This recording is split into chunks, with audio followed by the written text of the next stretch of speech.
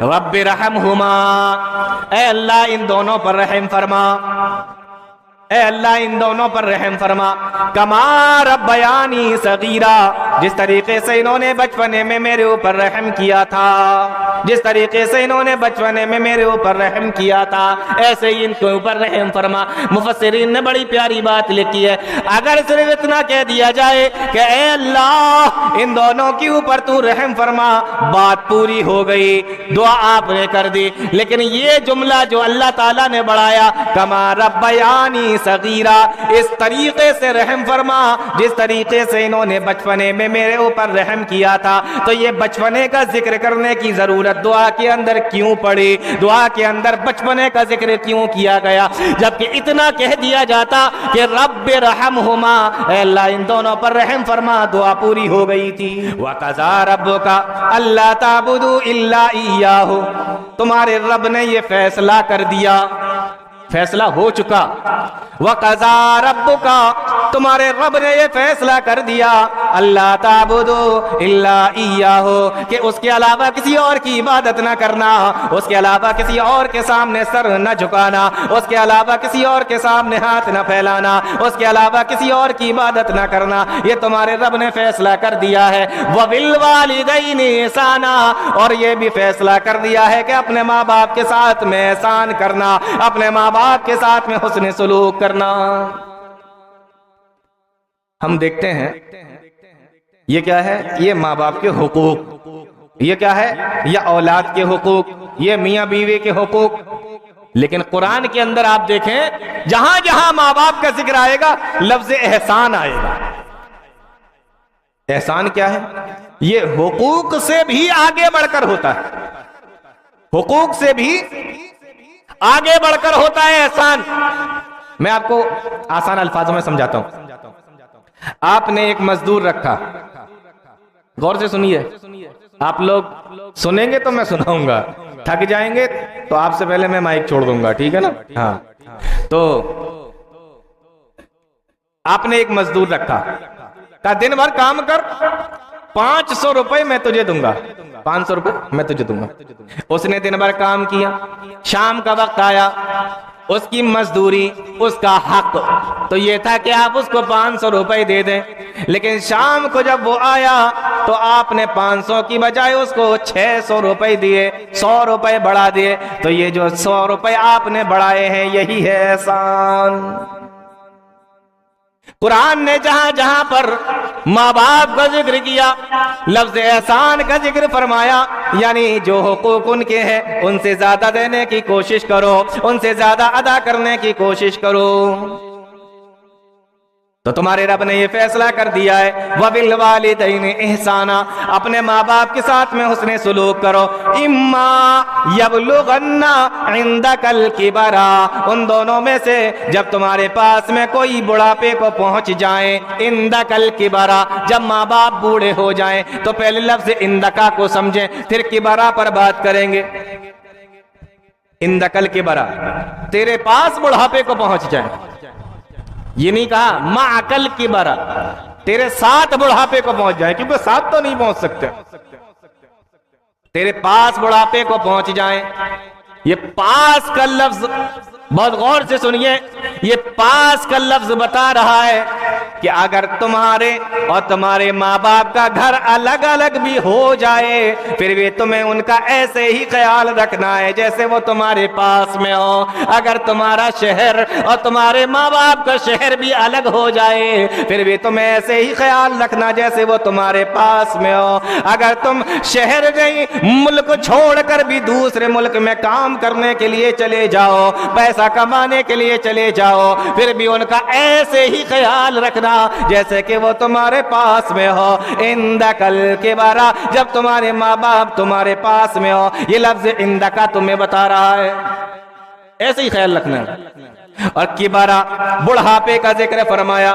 بڑھاپے کا کیوں ذکر فرمایا؟ اس لیے کہ اگر وہ جوان ہوں گے تو اپنا خیال خود رکھ لیں گے, اور آپ جب آناکانی کرنے کی کوشش کریں گے تو جوتا بھی ان کا رکھا ہوا ہے اور ہاتھ کے اندر بھی ان کے طاقت موجود ہے, وہ تمہیں مار کر بھی سیدھا کر سکتے ہیں. لیکن جب بڑھاپا آتا ہے تو بدن کے اندر کمزوری آ جاتی ہے, مزاج کے اندر چڑچڑاپن آ جاتا ہے اور بدن لا کر اور کمزور ہو جاتا ہے. جب وہ جوانی میں تھے تو کمایا کرتے تھے, تمہیں کھلایا کرتے تھے, لیکن آج جب تم کما رہے ہو اور وہ بوڑھے ہو گئے, کما نہیں سکتے ہیں, تو تمہیں ان کا خیال رکھنا ہے. اس لیے کبرا کا لفظ لا کے بتا دیا کہ ان کے بڑھاپے میں ان کا خاص طور سے خیال رکھو. پھر آگے فرمایا احدہما, تم میں سے کوئی ایک, او کلاہما, یا دونوں, یعنی ایک زندہ ہو یا دونوں زندہ ہو.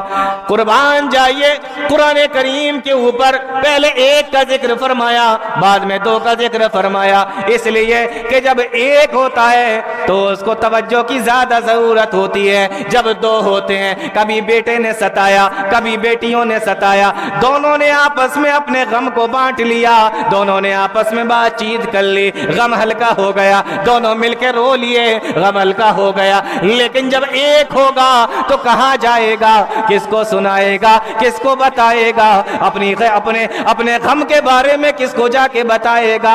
اس لیے پہلے فرمایا احدہما, جب وہ ایک رہ جائے تب تو تمہیں ان کا بہت خیال رکھنا ہے. او کلاہما, جب وہ دو ہوں تب بھی تمہیں ان کا خیال رکھنا ہے. احدہما او کلاہما, جب ایک ہوں یا دونوں تو تمہیں ان کا خیال رکھنا ہے.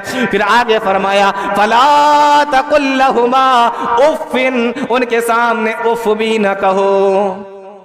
کیا کہا؟ ان کے سامنے بولو اف, اف بھی نہ کہو.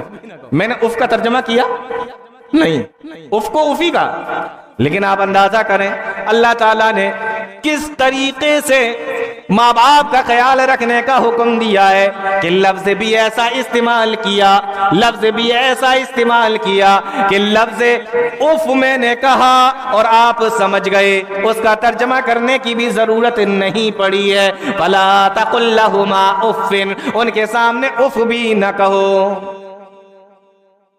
ٹھیک ہے نا؟ اب جو بات بتانے جا رہا ہوں بہت غور سے سنیے.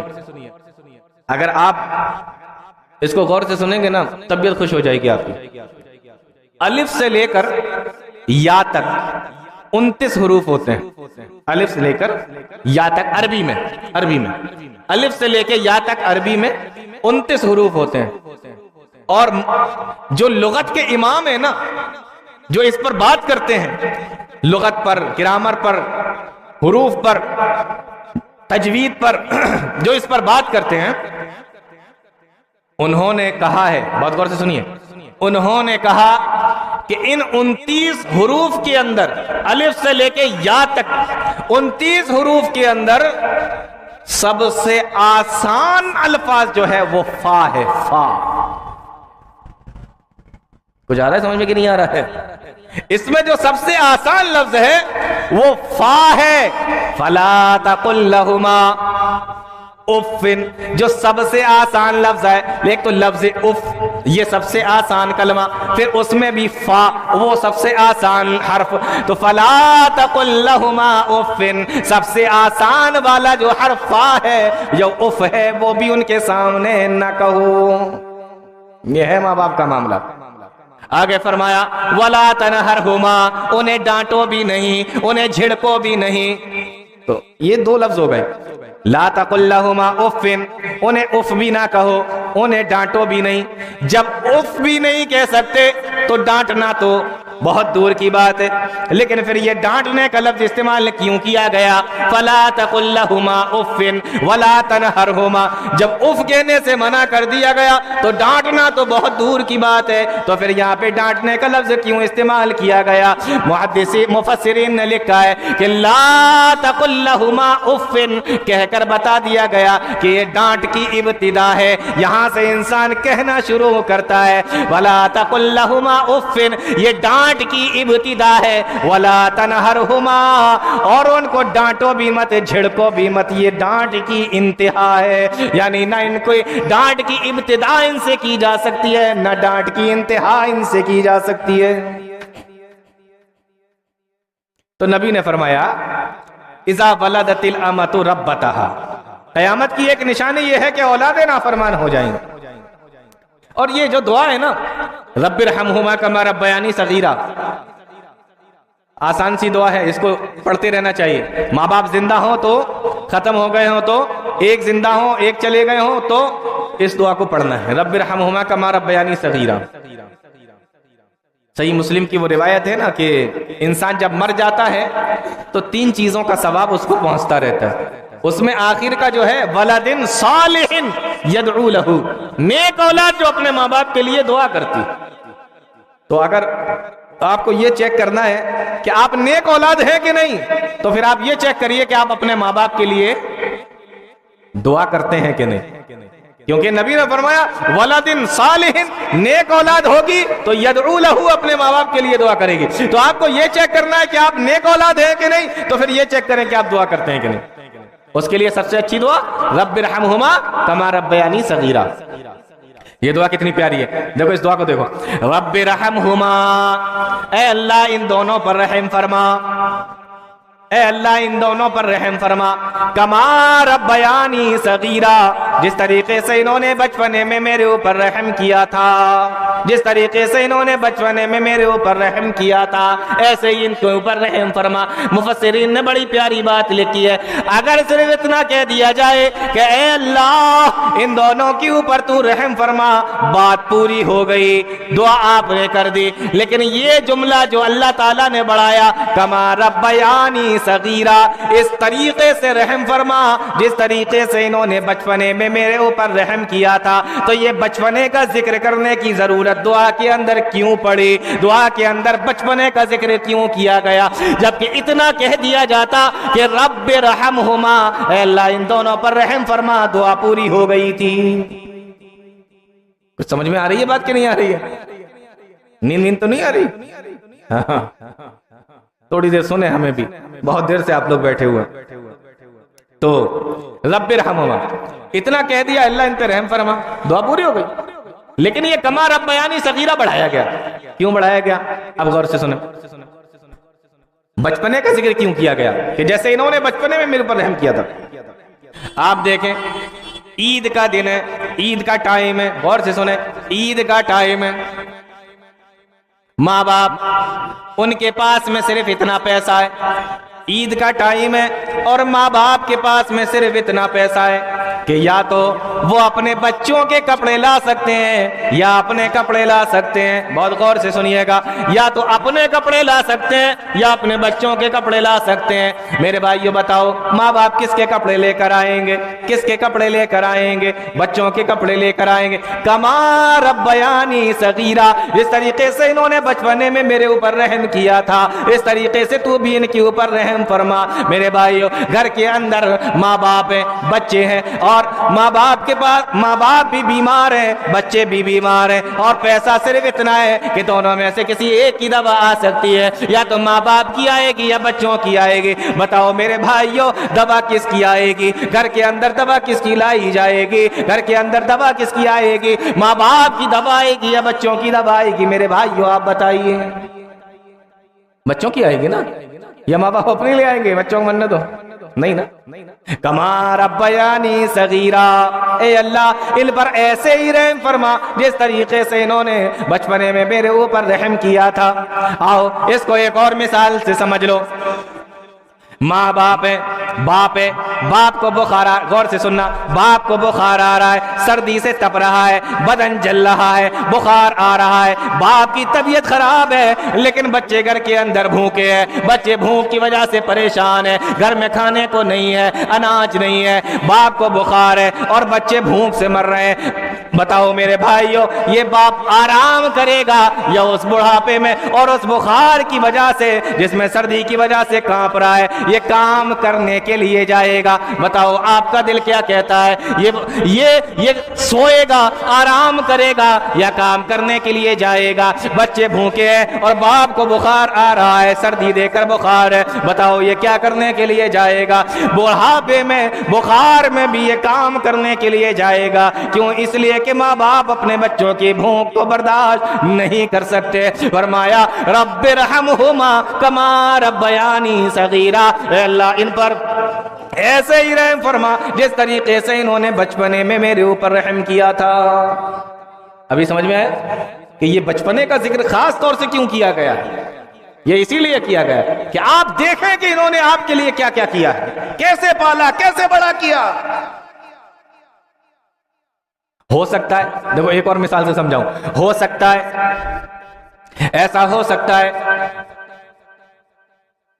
किसी का बाप बीमार है, बहुत गौर से सुना, किसी का बाप बीमार है, अस्पताल के अंदर भर्ती है, आप उसकी देखभाल कर रहे हैं जैसे उन्होंने बचपने में आपकी देखभाल की थी। अब वो पैखाने पेशाब के लिए भी नहीं जा सकते, आपको लेके जाना पड़ता है।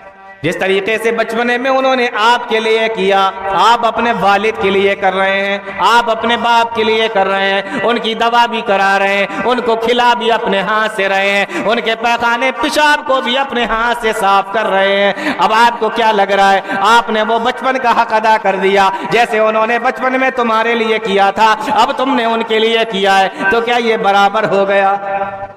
बोलो, आपको क्या लगता है, हो गया बराबर? नहीं। क्यों? मैं बताता हूं। आप अस्पताल में पहुंचे, वालिद को देखा, अब्बा पेशाब करने तो नहीं जाना? नहीं। टॉयलेट लैट्रीन के लिए तो नहीं जाना है? नहीं। शाम को पहुंचे, अब्बा लैट्रीन तो नहीं लग रही है? नहीं। दूसरे दिन पहुंचे, अब्बा लैट्रीन तो नहीं जाना है? नहीं। इधर जब एक दो दिन तक बाप को पैखाना नहीं लगा, चाहे दवा खाने की वजह से या खाना कम खाने की वजह से, आपने कहा ठीक है, जो हमें टॉयलेट साफ करना पड़ती थी, जो हमें पैखाना साफ करना पड़ता था, उससे तो कम से कम बच गए, चलो ठीक है। आप काम तो कर रहे हैं, लेकिन एक दो दिन तक जब उनको लैट्रीन नहीं आई, आपको लगा कि चलो ठीक है, जब आएगी तब साफ कर देंगे। लेकिन फिर से आप उल्टा जाइए और रिवर्स में जाइए, जब एक दो दिन तक आपको लैट्रीन नहीं आती थी, बाप भी आपका पेट दबा के देख रहा है कि पेट में कोई तकलीफ तो नहीं है, माँ भी आपका पेट दबा के देख रही है कि पेट में कोई तकलीफ तो नहीं है, और जब देखा कि एक दिन तक, दो दिन तक बच्चे ने पैखाना नहीं किया, तो लेके डॉक्टर के यहाँ भागे, डॉक्टर साहब मेरे बच्चे को देखो, इसको लैट्रीन नहीं हो रही है, यहाँ नहीं हो रही है, तो आप कह रहे हैं कि चलो ठीक है, साफ करने से बच गए। वहां नहीं हो रही है तो माँ बाप डॉक्टर के पास लेके भाग रहे हैं कि मेरे बच्चे को कुछ हो तो नहीं गया है। इसलिए अल्लाह फरमाता है रब्बिरहमहुमा कमा रब्बयानी सगीरा। अल्लाह फरमाता है कि ये दुआ किया करो, रब्बिरहमहुमा कमा रब्बयानी सगीरा, अल्लाह इन दोनों पर ऐसे ही रहम फरमा जिस तरीके से तूने बचपन, जिस तरीके से इन्होंने बचपने में हमारे ऊपर रहम किया था। जी जी जी। तो पहली निशानी, इज़ा वलदतिल अमतु रब्बतहा, औलाद नाफरमान हो जाए। ये प्यारे नबी सल्लल्लाहु अलैहि वसल्लम, इस ताल्लुक से बहुत बात की जा सकती है, लेकिन मैं अभी इसको यहीं पर रोकने की कोशिश करता हूं। या एक हदीस और इसी पर सुन लेते हैं, फिर बात आगे बढ़ाएंगे। प्यारे नबी फरमाते हैं, जा रजुलन इलन नबी सल्लल्लाहु अलैहि वसल्लम, एक आदमी अल्लाह के नबी सल्लल्लाहु अलैहि वसल्लम के पास में आया, फकाला या रसूल अल्लाह इन्नी असबतु ज़ंबन अज़ीमा, अल्लाह के नबी मुझसे एक बहुत बड़ा गुनाह हो गया है। आकर कहता है अल्लाह के नबी मुझसे बहुत बड़ा गुनाह हो गया। कौन सा गुनाह हुआ था? हदीसों में कोई जिक्र नहीं। सहाबा इकराम तो छोटे गुनाह को भी बड़ा गुनाह समझते थे, छोटे गुनाह को भी वो बड़ा गुनाह समझते थे। हम लोग तो नाक पे मक्खी बैठी और हाथ से इशारा किया उड़ गया, हम तो वो बड़े गुनाहों को भी इतना हल्का समझते हैं।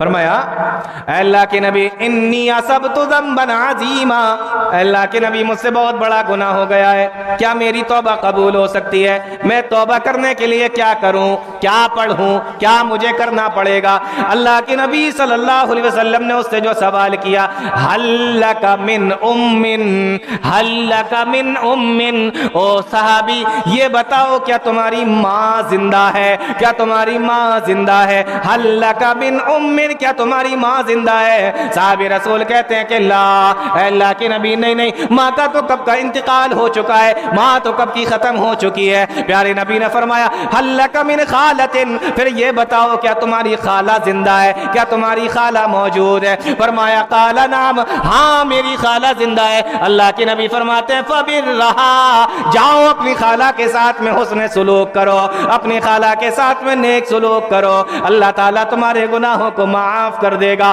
اللہ تمہاری خطاؤں کو مٹا دے گا۔ اپنے خالہ کے ساتھ میں نیک سلوک کرو۔ اندازہ کرو جب خالہ کے ساتھ میں نیک سلوک کرنے سے گناہوں کا خاتمہ ہو جا رہا ہے، اللہ کے نبی صلی اللہ علیہ وسلم بیان فرما رہے ہیں تم ماں کے ساتھ میں نیک سلوک کرنے سے کیا ہوگا؟ خالہ کا یہ حال ہے کہ خالہ کے ساتھ میں نیک سلوک کرو، ماں کی بہن ہے وہ، خالہ کے ساتھ یہ معاملہ، تو ماں کے ساتھ نیک سلوک کرنے کا اللہ اکبر آپ اندازہ بھی نہیں کر سکتے کہ اللہ تعالیٰ آپ پر کس کس طریقے کی رحمتیں، برکتیں اور کس کس طریقے کی نعمتیں آپ کے اوپر نازل کر سکتا ہے۔ کیوں؟ صرف ماں باپ کی خدمت کرنے کی وجہ سے۔